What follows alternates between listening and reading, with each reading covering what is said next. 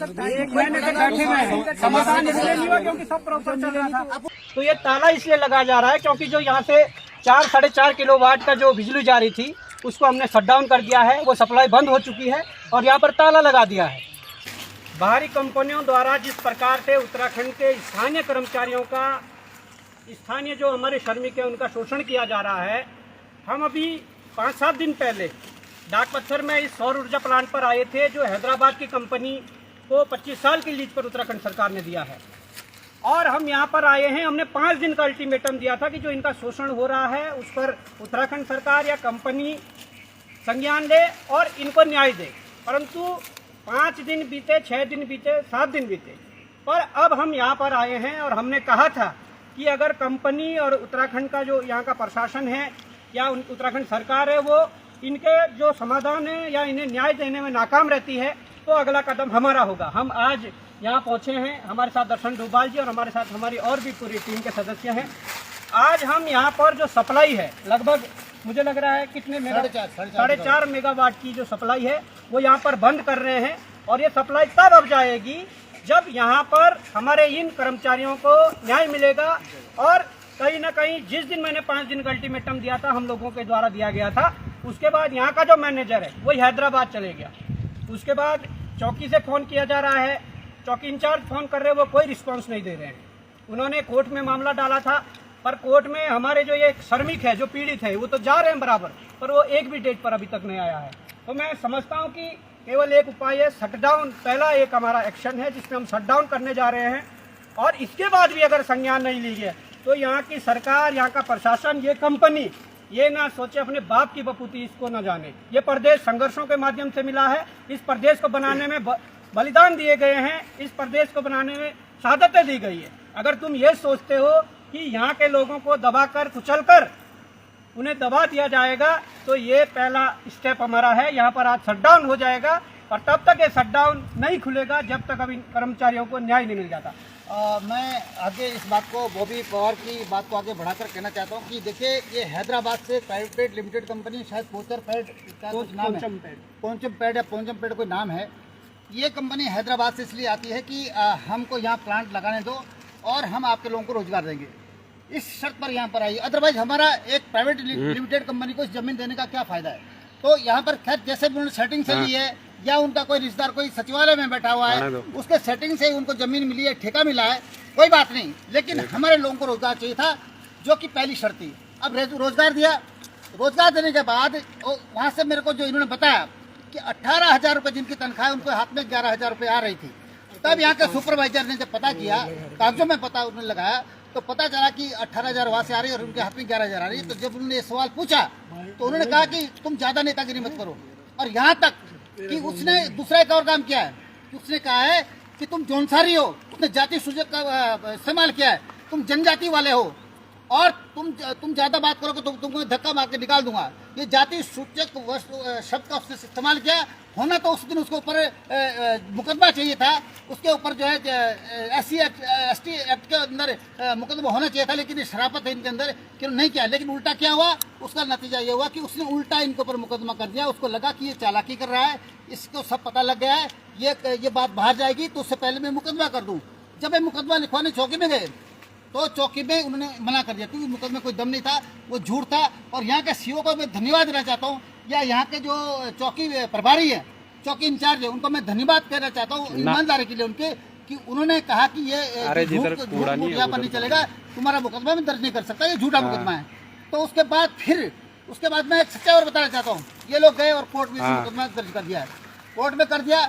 उसके बाद तब से लगातार चौकी इंचार्ज को फोन कर रहा है और मुकदमा करने के बाद वो आदमी फरार हो जाता है। तो यहाँ का जो मैनेजर है वो यहाँ से फरार हो चुका है, वहाँ चला गया है। इनको ऊपर मुकदमा करके इनको टॉर्चर किया जा रहा है।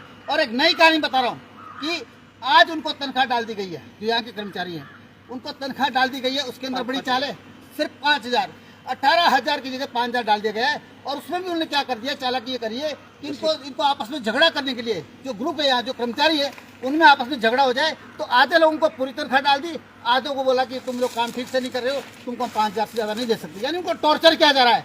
और वो नौजवान है जो अपने परिवार का सहारा है, जिनके ऊपर पूरे परिवार की जिम्मेदारी है, उन बच्चों को 5-5 हज़ार रुपये पकड़ा कर सड़क में बिठा दिया है और वहाँ पर उनको बोलते हैं बाहर जाओ, और आज अटेंडेंस उनकी नहीं लगी है। तो अगर इस तरह की दादागिरी होती है तो आज हम ये लाइट इनकी काटने जा रहे हैं, आज सप्लाई हम बंद कर रहे हैं, और सप्लाई नहीं बंद कर रहे हैं, ये उनको एक चेतावनी है। सप्लाई तो चालू हो जाएगी, ये कोई भी आकर के फिर दोबारा चालू कर देगा। दूसरी चेतावनी ये है कि हम ये जो लगे हुए हैं सौर ऊर्जा का जो प्लांट लगा हुआ है, इसको उखाड़ करके हम यहाँ पर आम का बाग लगाएंगे, यहाँ पर हम फलदार वृक्ष लगाएंगे, ताकि यहाँ जो बहराज में जो पर्यटक आते हैं हमारे प्रदेश भर में, उनको फल मिले और फल खाकर जाएं और घूमकर जाएं। ये हम इनको खदेड़ देंगे। एक हैदराबाद से आकर के एक आदमी, वो जो कोई कीचक है वहाँ, कौन क्या नाम, उसका नाम भूल गया, कोई कचिया मशान कुछ ऐसा नाम है, मेरे को ठीक से याद नहीं है। तो वो कचिया मशान आकर के हमारे जो सारे लोगों को धमकी देकर जाता है कि तुमको जो है मैं लात मार के बाहर निकाल दूंगा, धक्का मार के बाहर निकाल दूंगा, तुम यहाँ से निकल जाओ। तो इस तरह की दादागिरी हमारे प्रदेश में नहीं चलेगी, इसके लिए जेल जाना पड़ेगा। बहुत खुशी खुशी चले जाएंगे। और इसके बाद दूसरा स्टेप हमारा होगा, हम इस प्लांट को उखाड़ देंगे और यहाँ पर फलदार वृक्ष लगा देंगे। धन्यवाद। अब मैं इसको लाइन को ये यहाँ तो ये लो, ये पहला कदम है और ये सिर्फ चेतावनी है, हम सप्लाई नहीं बंद करें, हम चेतावनी दे रहे हैं। तो ये पूरा बंद हो चुका है और ये अल्टीमेटम है। ये आज अल्टीमेटम दिया है कि आज अगर किसी परिवार को आप भूखमरी की कगार पर ला रहे हैं, किसी परिवार को आप भूखमरी की कगार पर ला रहे हैं, तो यहाँ पर आगे और बहुत कुछ होगा। इसके लिए जो सजा भुगतनी पड़ेगी हम तैयार हैं। हमने कुछ गलत नहीं किया, केवल चेतावनी है। चेतावनी है। इस प्रदेश को बचाने के लिए हमने आज तक भी बहुत संघर्ष किया है और आगे भी बहुत संघर्ष करना है। और उसके बाद भी हमारे प्रदेश के अंदर हमारे प्रदेशवासियों के साथ स्थानीय लोगों के साथ इस प्रकार की अगर चीजें हो रही है तो ये असहनीय है। मैं आज चेतावनी के रूप में, हमारी टीम चेतावनी के रूप में आज आपकी ये लाइट काटी है और मैं समझता हूं कि अगर आज भी संज्ञान लेकर इनका जो शोषण हो रहा है उसको बंद नहीं किया, इनको न्याय नहीं मिला, तो निश्चित तौर पर आप ये भूल जाइए कि आप यहाँ पर ये सौर प्लांट चला पाओगे। ये लड़ाई आगे भी जारी रहेगी और अगला हमारा कदम होगा वो आप सब देखेंगे। तब तक लिए धन्यवाद, नमस्कार। एक महीने से बैठे हुए हैं, समाधान इसलिए नहीं हुआ क्योंकि सब प्रॉपर चल रहा था। आप उनको भी बुलाइए ना, अब जब बंद होगा तभी तो भाई जी थोड़ा, हाँ क्या तो, हाँ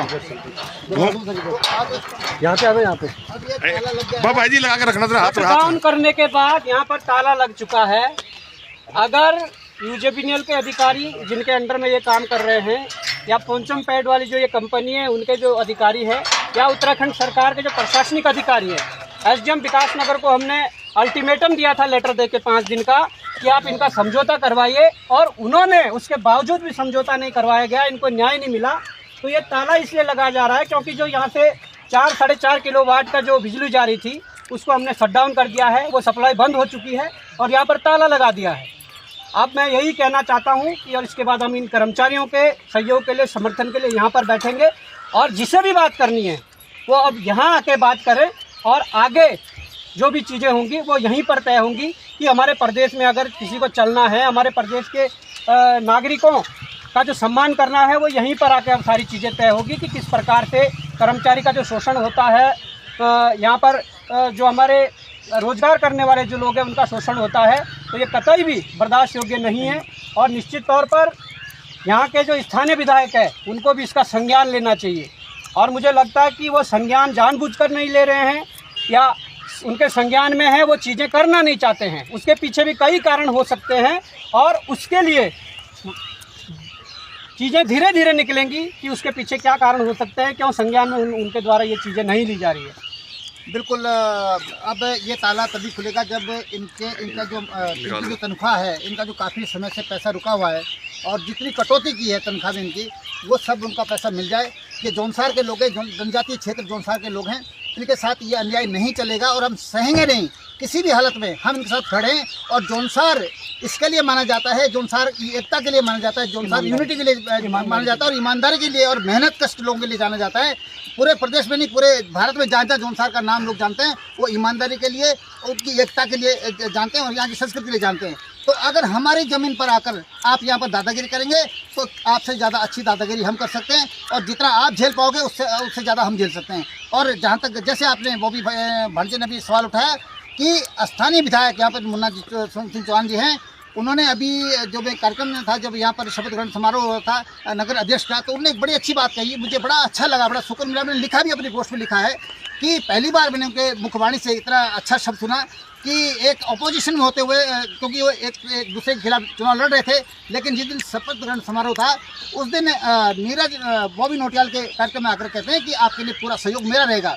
तो मुझे बहुत अच्छा लगा, लेकिन ये सहयोग यहाँ नहीं दिख रहा है, क्योंकि ये लोग इनका कहना है कि मुन्ना सिंह चौहान जी के पास भी गए थे, जो यहाँ के विधायक स्थानीय विधायक है, और वो इस बात को इग्नोर कर रहे हैं। आपके जौनसार के लोग जो जहाँ से आप मूल रूप से आते हैं, जहाँ आपकी पत्नी जो है अभी जिला पंचायत क्षेत्र जिला पंचायत तो है ही, लेकिन उसके अलावा विधायक का कई बार चुनाव लड़ चुकी है, और आगे भी विधायक के सपने आप देख रहे हैं कि चकोता से भी आपको विधायक की सीट मिले।